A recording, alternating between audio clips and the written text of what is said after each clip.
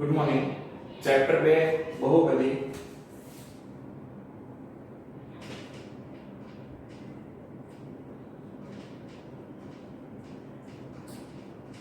પોલિનોમિયલ કહેવાય ને.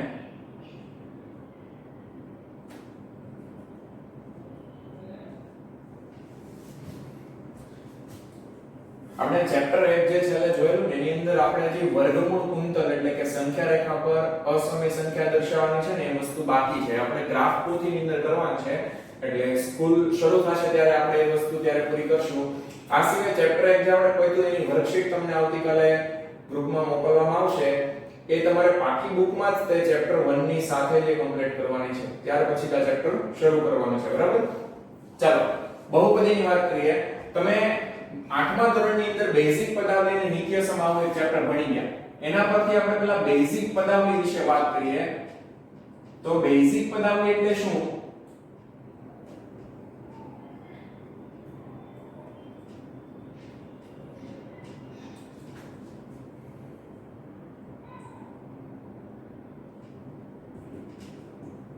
કે બેઝિક પદાવલી એટલે કે ચલ તરીકે કોણ હોય છે? ચલ તરીકે x y z વગેરે હોઈ શકે તથા અચલ પદના સરવાળા, બાદબાકી, ગુણાકાર કે ભાગાકાર જેવી ગાણિતિક પ્રક્રિયાઓથી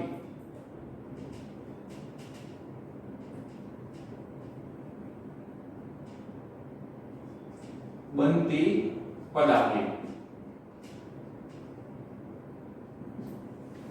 બેઝિક પદાવલીનું આપણે ઉદાહરણ લઈએ. 5x + 2 7y² + 2y - 11. બેઝિક પદાવલી એટલે શું?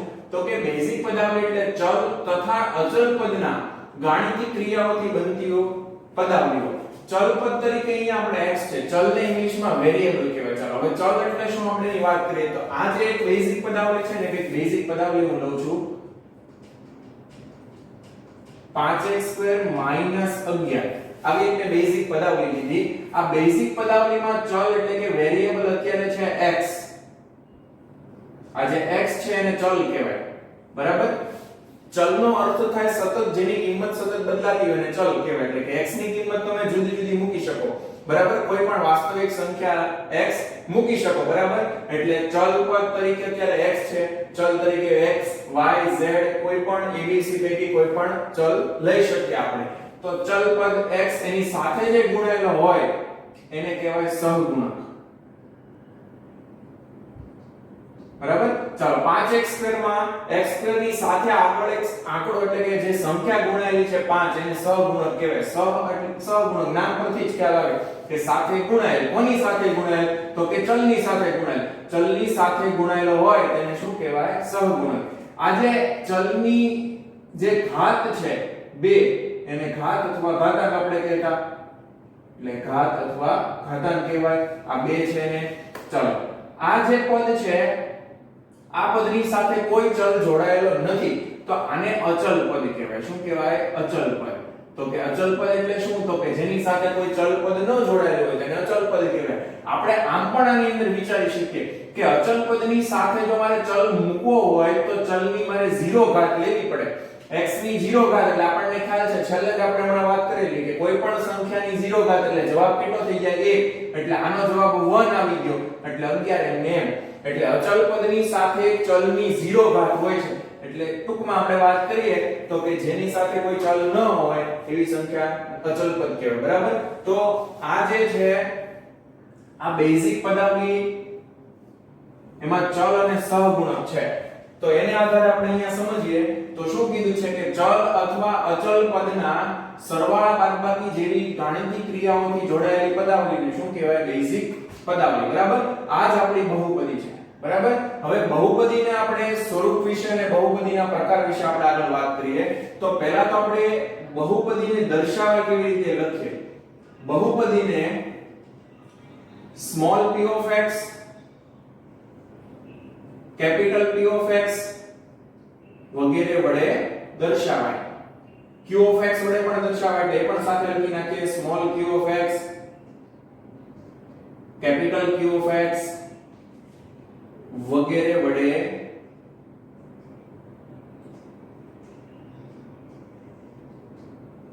દર્શાવાય. p of x નો અર્થ થાય પોલિનોમિયલ ઓફ વેરિયેબલ x, એટલે કે ચલ x માં બહુપદી. આપણી આ જે અત્યારે આ જે બેઝિક પદાવલીઓ હતી એ જ આપણી બહુપદીઓ છે, પણ આ જે બહુપદીઓ છે અને ચલની વાત કરીએ હવે, તો આ જે બહુપદી છે એમાં ચલ તરીકે y છે. તો આપણે આ જે બહુપદી છે ને તમે p of y, q of y વગેરે વડે આપણે એને દર્શાવી શકીએ. આપેલી આ બહુપદીમાં ચલ કોણ છે?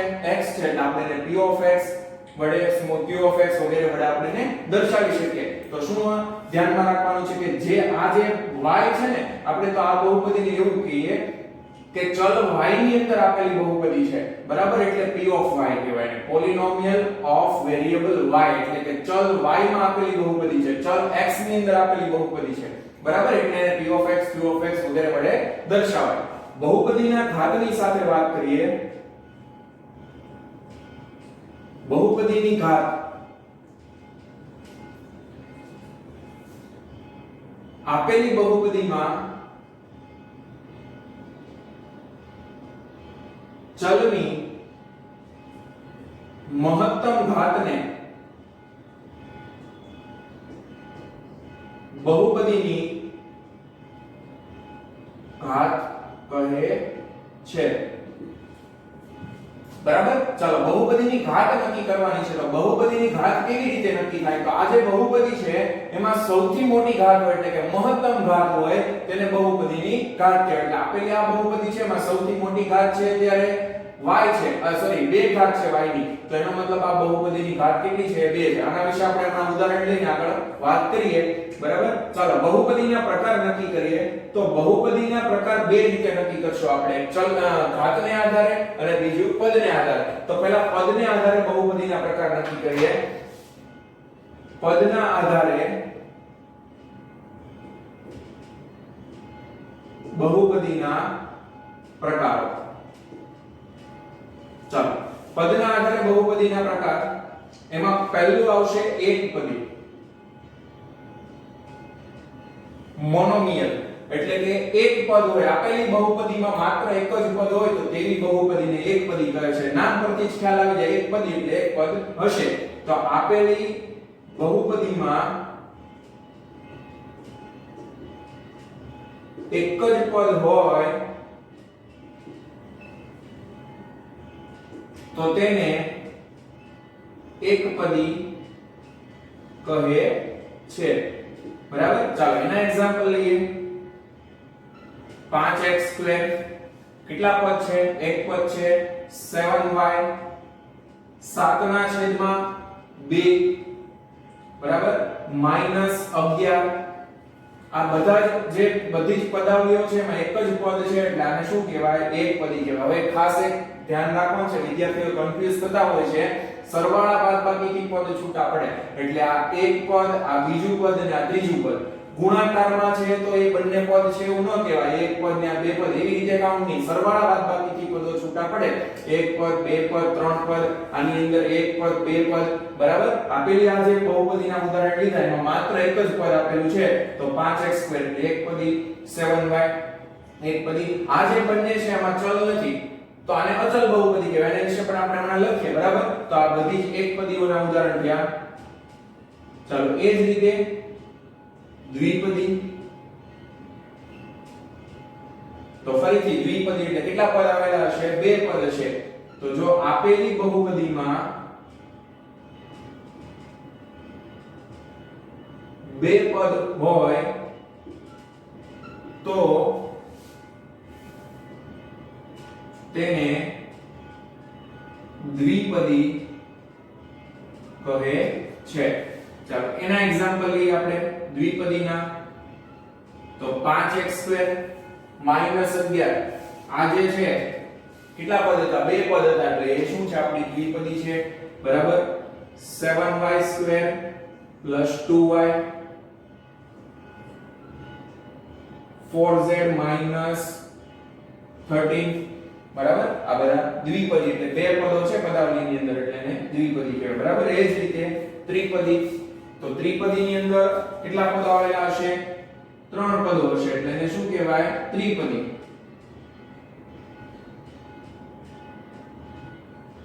આપેલી બહુપદીમાં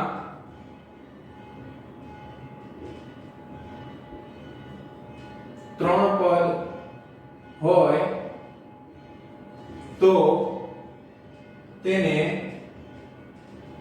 ત્રિપદી કહે છે. ચાલો એના એક્ઝામ્પલ 5x² + 2x - 7. એક y ચલની અંદર આપણે એક ઉદાહરણ લઈએ તો 3y³ + 2y² + 4. તો ત્રણ પદો આવેલા છે એટલે આ શું થયું? ત્રિપદી થઈ. તો પદને આધારે આપણને જ્યારે બહુપદીના પ્રકારનું પૂછે કે એકપદી છે, દ્વિપદી છે, ત્રિપદી છે, તો આપણે માત્ર શું ધ્યાનમાં લેવાનું છે? આ પદોની સંખ્યા. બે પદો હોય તો બે પદી, દ્વિપદી, અને ત્રણ પદો હોય તો ત્રિપદી. આ જ રીતે આગળ ચાર પદ હોય તો બહુપદી અને આપણે દર્શાવી. ત્રણ પદ સુધી જનરલી આપણને 1 માર્ક્સના VSP ની અંદર પૂછાઈ શકે છે. ચાલો જેમ પદને આધારે આપણે બહુપદીના વર્ગીકરણ જોયું, પ્રકારો જોયા, એ જ રીતે ઘાતને આધારે જોઈએ. આ બહુ મહત્વનું છે. ઘાતને આધારે જે પ્રકારો છે એના ઘણા બધા પ્રશ્ન VSP ની અંદર પૂછાઈ શકે છે. તો ઘાતના આધારે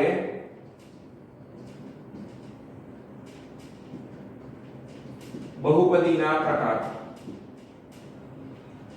ચાલો હવે આપેલી જે બહુપદી છે ને એમાં ઘાતને આધારે આપણે જોવાનું છે બરાબર. તો ઘાતને આધારે જો એક જ ઘાત હોય બહુપદીની તો તેને સુરેખ બહુપદી કહેવાય. તો સુરેખ અથવા એક ઘાતી બહુપદી બરાબર. ચાલો એની અંદર શું આવશે? તો કે આપેલી બહુપદીની ઘાત 1 હોય તો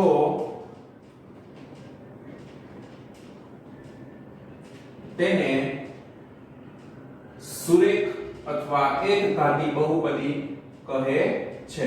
ચાલો એના ઉદાહરણ આપણે લઈએ. 5x + 2 માત્ર 3x. શું જોવાનું છે હવે? તો બહુપદીની ઘાત જોવાની છે. જો બહુપદીની ઘાત 1 હોય તો તેને સુરેખ બહુપદી કહે છે. ચાલો એના માટે આપણે અહીંયા એક વસ્તુ લખી. બહુપદીની ઘાત કેમ નક્કી કરવી પહેલા તો એ શીખીએ. જો બહુપદીમાં જે ચલની મોટા મોટી ઘાત હોય ને એને બહુપદીની ઘાત કહેવાય. દાખલા તરીકે આપણે એક ઉદાહરણ લઈએ. x² + x³ + 5x + 7. તો આ એક બહુપદી છે. આ બહુપદીમાં ચલ x છે એટલે આપણે આ બહુપદીને p of x આવું કહી શકીએ. ચલ x માં આપેલી બહુપદી છે તો આપેલી જે બહુપદીમાં ચલ x છે એની મોટામાં મોટી ઘાત હોય એને આ બહુપદીની ઘાત કહેવાય. ચાલો મોટામાં મોટી ઘાત જોઈએ આપણે. આપેલી બહુપદીમાં મોટામાં મોટી ઘાત ચલની 3 છે તો આ બહુપદીની ઘાત કેટલી કહેવાય? તો કે બહુપદીની ઘાત બરાબર શું આવશે? 3 આવશે બરાબર. બહુ જ સિમ્પલ છે. જે મોટામાં મોટી ઘાત હોય તેને બહુપદીની ઘાત કહેવાય. મોટામાં મોટી ઘાત 3 છે એટલે આપેલી બહુપદીની ઘાત કેટલી કહેવાય? 3 કહેવાય. હવે જનરલી એવું હોય છે કે આપેલી બહુપદીનો ઘાત નક્કી કરતા પહેલા તેને પ્રમાણિત સ્વરૂપમાં ફેરવવી પડે. પ્રમાણિત સ્વરૂપમાં કઈ રીતે ફેરવવી પડે? તો આપણે પ્રમાણિત સ્વરૂપમાં આ રીતે ફેરવવાની. p of x = જે મોટામાં મોટી ઘાત હોય એ પદ પહેલા લખાય બરાબર. અને ઘાતના ઉતરતા ક્રમમાં પદને ગોઠવતા જવાના. ચાલો ચલના ઘાતના ઉતરતા ક્રમમાં x² + x² + 5x અને +7. જો ધ્યાનથી ચલ x ની ઉતરતી ઘાત છે. ચલ x ની 3 ઘાત, 2 ઘાત, 1 ઘાત અને અચળ પદ બરાબર. તો સૌપ્રથમ બહુપદીને પ્રમાણિત સ્વરૂપમાં ગોઠવવાનું કે તો બહુપદીને પ્રમાણિત સ્વરૂપમાં આ પ્રમાણે ગોઠવવાનું ઘાતના ઉતરતા ક્રમમાં. એક બીજું એક યાદ રાખવાનું છે કે જ્યારે એને પ્રમાણિત સ્વરૂપમાં ફેરવીએ ને ત્યારે જેનું પહેલું પદ હોય ને એને એનું અગ્ર પદ કહેવાય. શું કહેવાય? એનું અગ્ર પદ કહેવાય. તો બહુપદીનું અગ્રપદ આપણે જ્યારે બહુપદી આ સ્વરૂપે હોય ત્યારે આપણે નક્કી ન કરી શકીએ. અગ્રપદ નક્કી કરવા માટે એને સૌપ્રથમ ઉતરતા ક્રમમાં ગોઠવવાનું. ઘાતના ઉતરતા ક્રમમાં ગોઠવ્યા પછી જે પહેલું પદ હોય એને બહુપદીનું અગ્રપદ કહેવાય. બરાબર. ચાલો જો હવે અગ્રપદની ઘાત હોય ને એ જ એની સૌથી મોટી ઘાત હોવાની છે, કેમ કે આપણે ઘાતના ઉતરતા ક્રમમાં ગોઠવીએ છીએ તો મોટા મોટી ઘાત હોય એ પહેલા જ હોય. બરાબર. તો અગ્રપદની ઘાત હોય ને એને ખરેખર બહુપદીની ઘાત કહેવાય. બરાબર. તો બહુપદીની ઘાત નક્કી કરવા માટેની સાચી રીત આ છે કે એને પહેલા પ્રમાણિત સ્વરૂપમાં ગોઠવવાનું અને પછી જે અગ્રપદ એટલે પહેલું પદ છે આ પહેલા પદની ઘાતને બહુપદીની ઘાત કહે છે. તો પ્રમાણિત સ્વરૂપમાં આપણે ગોઠવ્યા વગર નક્કી કરવું હોય તો પ્રમાણિત સ્વરૂપમાં ગોઠવ્યા વગર આપણે આ રીતે જ યાદ રાખવાનું છે કે બહુપદીની સૌથી મોટી ઘાત જોઈ લેવાની. ચલની સૌથી મોટી ઘાત 3 છે એટલે બહુપદીની ઘાત 3. બરાબર. ચાલો અહીંયા આપણી પાસે થોડાક ઉદાહરણો છે એમાં જ વાત કરીએ. ચલની મહત્તમ ઘાત કેટલી છે? 2 ઘાત છે એટલે આ બહુપદીની ઘાત કેટલી કહેવાય? 2 કહેવાય. ચલ y ની મહત્તમ ઘાત એક જ પદ છે એટલે એની જે ઘાત હોય એ જ એની ઘાત રહેવાની છે બહુપદીની, તો 1 ઘાત આવશે. અહીંયા જુઓ મહત્તમ ઘાત 2 છે. આપેલી આ બહુપદીમાં મોટા મોટી ઘાત 3 છે એટલે આ બહુપદીની ઘાત કેટલી કહેવાય? 3 કહેવાય. આપેલી બહુપદીમાં એક ઘાત મોટા મોટી છે એટલે આપેલી બહુપદીની ઘાત કેટલી કહેવાય? 1 ઘાત કહેવાય. બરાબર. તો આ પ્રમાણે બહુપદીની ઘાત નક્કી કરવાની. હવે બહુપદીની ઘાત નક્કી કરતા આપણે શીખી ગયા તો એ જ આપણે ઉપયોગ કરીને એના આધારે જ આપણે એના પ્રકાર નક્કી કરવાના છે. બરાબર. ચાલો તો આપેલી બહુપદીની જો ઘાત 1 હોય તો તેને સુરેખ બહુપદી કહેવાય. જો તો કેટલી ઘાત છે? 1 ઘાત છે એટલે આ કેવી બહુપદી થઈ? સુરેખ બહુપદી થઈ. બરાબર. 5y આ 1 ઘાત છે. આપેલી બહુપદીની પણ 1 ઘાત છે. બરાબર. એટલે આ પણ કેવી બહુપદી થઈ? સુરેખ બહુપદી થઈ. તો સુરેખ બહુપદીનું આપણે પ્રમાણિત સ્વરૂપ લખવું હોય તો આ રીતે લખાય. સુરેખ બહુપદીનું પ્રમાણિત સ્વરૂપ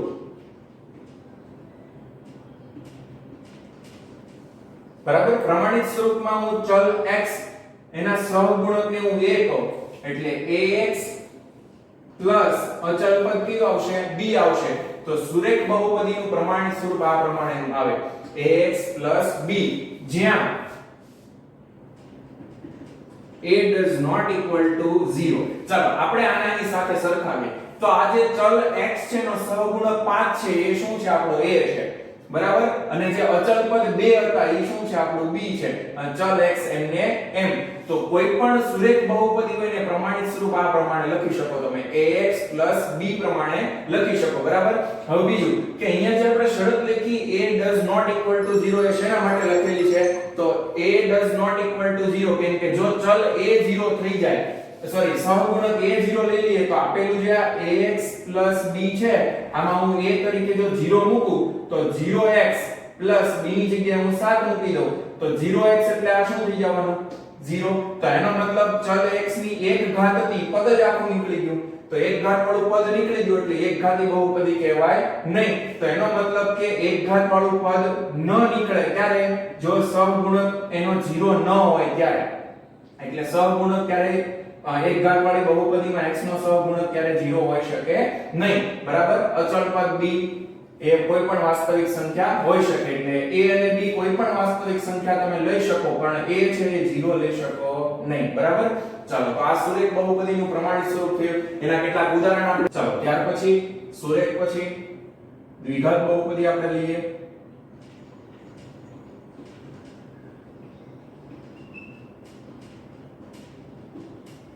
દ્વિઘાત બહુપદી કેટલી ઘાત હશે? મહત્તમ. દ્વિઘાત એટલે મહત્તમ કેટલી ઘાત હશે? 2 ઘાત હશે એટલે એને શું કહેવાય? દ્વિઘાત બહુપદી. બરાબર. જો બહુપદીની જો આપેલી બહુપદીની ઘાત 2 હોય તો તેને દ્વિઘાત બહુપદી કહે છે.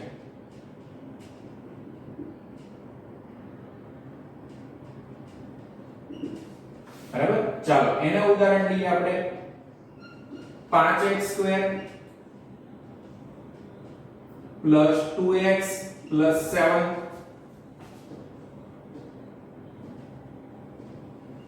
5x² plus 5 5x² + 6 લઈ લઈએ બરાબર. ચાલો જો તો મહત્તમ કેટલી ઘાત છે? બહુપદીની ઘાત મોટા મોટી ઘાત હોય ને બહુપદીની ઘાત કહે છે તો બહુપદીની ઘાત કેટલી છે? 2. આમાં પણ બહુપદીની ઘાત કેટલી? 2. તો આ બહુપદીની કેવી બહુપદી કહેવાય? દ્વિઘાત બહુપદી કહેવાય બરાબર. તમે ખાલી આમ પણ લઈ શકો 7x² બરાબર. કેટલી ઘાત છે બહુપદીની ઘાત? 2 છે એટલે આપેલી બહુપદીની કેવી બહુપદી કહેવાય? દ્વિઘાત બહુપદી.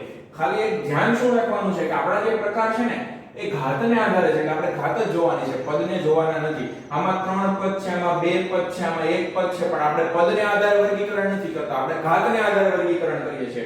તો બહુપદીની ઘાત જ જોવાની છે. આપેલી બહુપદીની મોટા મોટી ઘાત 2 એટલે દ્વિઘાત બહુપદી. આની પણ ઘાત 2 એટલે દ્વિઘાત બહુપદી. આ પણ દ્વિઘાત બહુપદી બરાબર. તો દ્વિઘાત બહુપદીનું આપણે પ્રમાણિત સ્વરૂપ લેવું હોય તો દ્વિઘાત બહુપદીનું પ્રમાણિત સ્વરૂપ આપણને આ પ્રમાણે મળે. દ્વિઘાત બહુપદીનું પ્રમાણિત સ્વરૂપ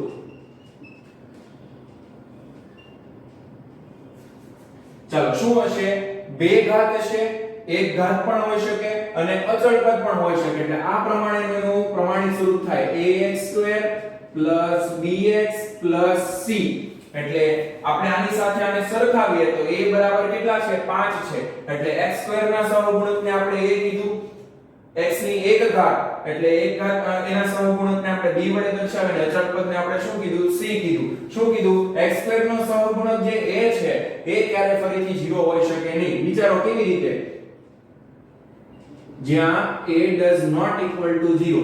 જો x² નો સહગુણક તમે 0 લ્યો એટલે તમારું આ 2 ઘાત વાળું જે પદ છે એ નીકળી જાય. હવે 2 ઘાત વાળું પદ જ નીકળી જાય તો આ દ્વિઘાત બહુપદી રહે જ નહીં. કઈ બહુપદી બની જાય? 1 ઘાત બહુપદી બની જાય બરાબર. એટલે તમે આમાં આવી ગયા.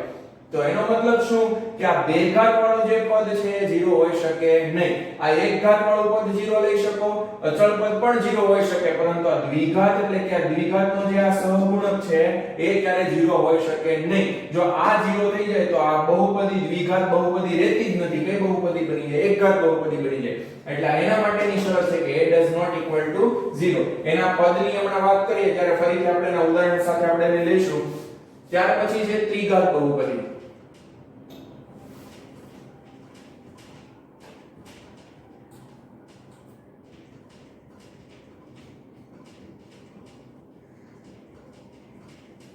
ચાલો ત્રિઘાત બહુપદી એટલે જે બહુપદીમાં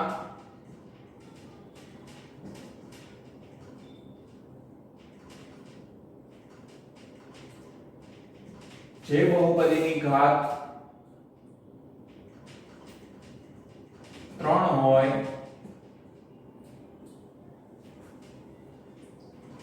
તેવી બહુપદીને ત્રિઘાત બહુપદી કહે છે. ચાલો એના એક્ઝામ્પલ લઈએ. દ્વિઘાત એટલે મહત્તમ 2 ઘાત હતી, ત્રિઘાત એટલે વધુમાં વધુ કેટલી ઘાત હશે? મોટા મોટી ઘાત 3 હોય તો એ ત્રિઘાત બહુપદી કહેવાય.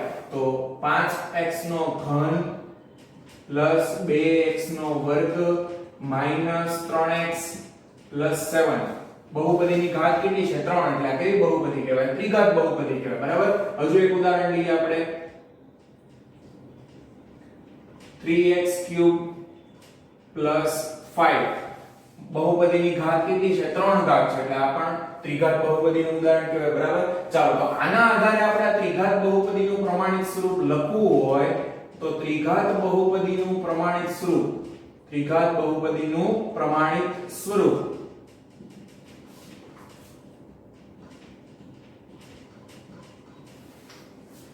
મહત્તમ ઘાત કેટલી છે? 3. તો x ની 3 ઘાત સહગુણક આપણે શું લઈએ? એનો a લઈએ. પછી x ની 2 ઘાત પણ હોઈ શકે એટલે bx² cx d બરાબર.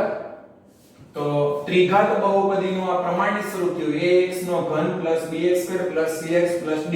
ફરીથી x ના ઘન વાળું પદ 0 ન થાય એટલે કે a does not equal to 0. જો આ 0 થઈ જાય તો આ ત્રિઘાતની જગ્યાએ દ્વિઘાત બહુપદી બની જાય. એટલે આપણે અહીંયા પણ એ જ શરત આવશે જ્યાં a does not equal to 0 બરાબર.